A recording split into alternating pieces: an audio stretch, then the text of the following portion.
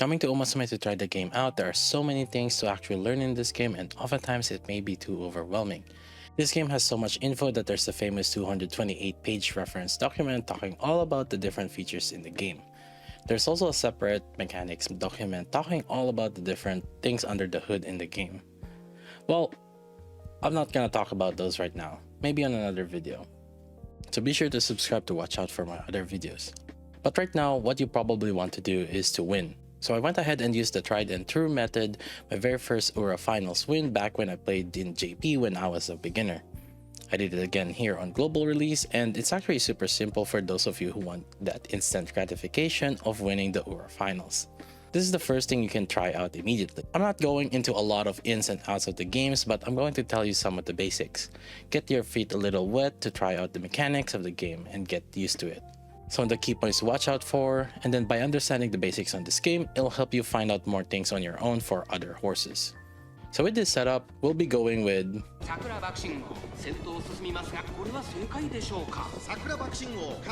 Sakura Bakushino. Training with this girl is super simple because there's only one build I love to do on this.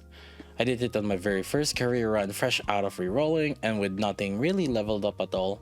So if that can do it, you can too. Many other people in my stream also did the same thing I did, and they also managed to win theirs as well. When starting with Sakura, I pretty much just picked whichever units and cards I had available.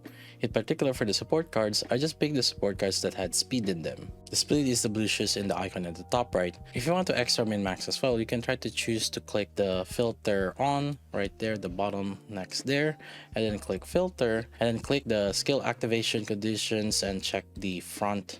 I'll explain more about this later, but keep this in mind. I'm sure there's more ways to min-max this, but I'm just keeping it simple for people for now. Once you play the game more and understand more of the underlying mechanics in the game, there's definitely more things you can optimize here. The setup is pretty simple. Just spam speed training and that's it. Don't divert yourself into anything else too much. Again, I'm just trying to simplify this for now. There's a lot more nuance to optimizing these later. Then when you're getting tired, which is at the bar at the top, you can just choose to rest. There's two ways to rest, and you can use to rest at the left option before training, or at times when people use studying as a form of resting as well. The thing is, on this run, I wasn't really relying on my cards that much, so I just have to win by brute forcing stats. That's pretty much spam speed training. One of the reasons for this is that the Sakura's career is usually based on short distances. Because of this, it's a lot easier to just focus on speed because we don't need to worry so much about stamina or power or any other things. There's a whole big thing on complexity on that, but one step at a time. We can talk about it later, maybe in another video, so consider maybe subscribing now if you haven't yet. Anyways, moving on, pretty much your goal is to just keep training until your next mandatory race. You can see how many turns you have left on the top left of the screen before your milestone check is up. You might see here that sometimes you need some fans before you have to progress. For these, that means that you have to do some additional race before the time is upcoming soon. So be sure to plan ahead of time and do some race until you hit the requirement. Understanding a little bit of the basics of the race can get you ahead in a lot of ways. Before you start the race, you can see if you can skill up something. Now, I'm not going to go into too much detail right now what skills to pick, but generally speaking, for Sakura with how we're going to play her, we're going to be putting her in the frontrunner strategy. At the beginning of the race, you can choose to assign her a strategy, and for Sakura, pretty much just set her in frontrunner for now. Most of her races are sprint distances. However, some of her career's races are also in miles distance. You can tell the type of distance the race is based on the parentheses next to their meters. So sometimes those skills with sprint in them are not going to be so effective. So for what we have to do here, I would look at skills that don't have much conditions on them or skills that have front runner in them because we're not really going to change much of the strategy for Sakura. But sometimes if you don't have really anything else to skill up, then you can skill up one of the current race distance that you're about to do. Now, one of the ways you can learn a skill is when you see the exclamation point during training. When you train with those exclamation points, you can learn a skill that the support card has. I wouldn't go too much out of the way to train those nodes with really the exclamation point right now to keep it simple, unless you notice you don't really have any skill to level up. It'd be nice if they end up landing on the speed or wits training though, but that's more of a bonus. Another thing is if your girl gets into a bad mood, take her out for an outing and enjoy the date. Having on a good mood increases the efficiency of training.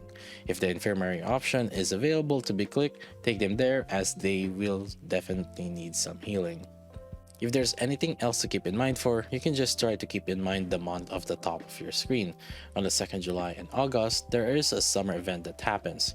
Try to make sure you're well rested when the date is on the late June so that you have energy to do things before summer starts. Summer is good because the stats you gain is higher than normal during training. And finally, I had to use some of the alarm clocks to wake myself up from the nightmares when I lost.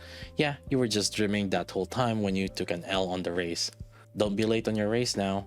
The race starts again and hopefully with a better RNG. Usually this is good if you think there are some skills that didn't trigger that could have triggered. So this is why sometimes looking at how the race is sometimes good. And that's pretty much it for the most basic things to look out for when running Sakura's Ura career. I tried to keep things simple for now as there's so much more other things to really actually learn from this game. Training other girls, they're a bit more complex. There's a whole thing with balancing stamina, power, and other things, but that's for probably another video to talk about. The game has so much depth in it, but it looks so simple on face value. There are so many things that I didn't go over here, and this just scratched the surface of the basics of the game. I'm really enjoying this game, and I'm glad this game finally came out on global. Hope you guys are enjoying it too. When I was playing this back in JP, I was not Nihongo Jozu enough and not understanding the text much. I was constantly translating the pages and skills to understand it better. I did have some head start knowledge, but I'm also just learning the game as I go right now along with you guys. If you guys have any tips, feel free to drop them in the comment section as well. It may give me some ideas as well for the future videos.